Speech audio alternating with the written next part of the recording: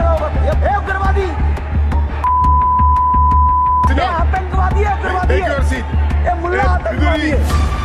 बाहर देखो इस मुल्ले को। भाई और बहनों, अब हिंदुस्तान के नए पार्लियामेंट में भी मुसलमान बीजेपी के लोगों के आतंक से सुरक्षित नहीं।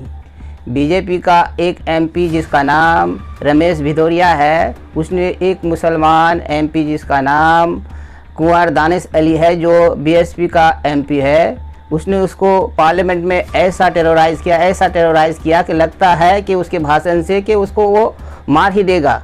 उसने उसको कहा कि ऐ उग्रवादी, ऐ टेररिस्ट, ऐ आतंकी, ऐ कटवा, ऐ मुल्ला, तुमको पार्लियामेंट के बाहर देख लूँगा।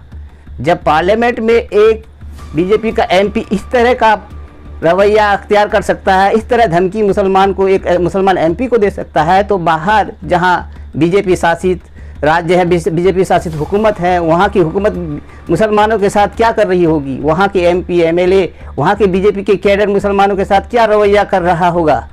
आप देख रहे हैं कि 50 बुलडोज़र लेकर मुसलमानों के घर, दुकान, मस्जिद, मदरसे तोड़ते हैं और वो बुलडोज़र बाबा कहलाते हैं।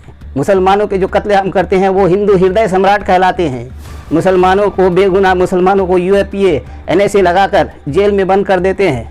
मुसलमान जब पुरअमन तौर पर एहतजाज करते हैं उसको गोली से भून देते हैं।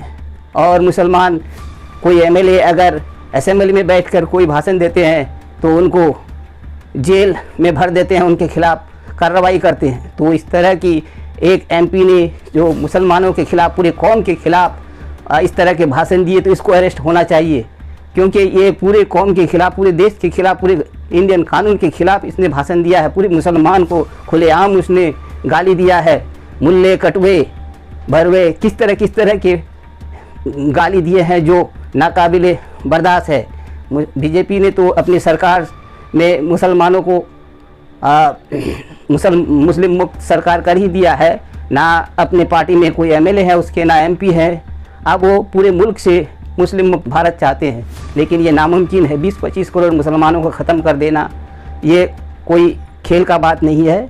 इसके बाद फिर मुसलमान अगर ख़त्म हो जाए तो फिर क्रिश्चियन रह जाते हैं। क्रिश्चियन भी उनके निशाने पर हैं, क्योंकि आरएसएस के मैनिफेस्टो में, आइडियोलॉजी में मुसलमान और क्रिश्चियन जो है वो नमक हलाल नहीं हो सकता, वो हिंदुस्तानी नहीं हो सकता, इस तरह की इन लोगों की सोच है।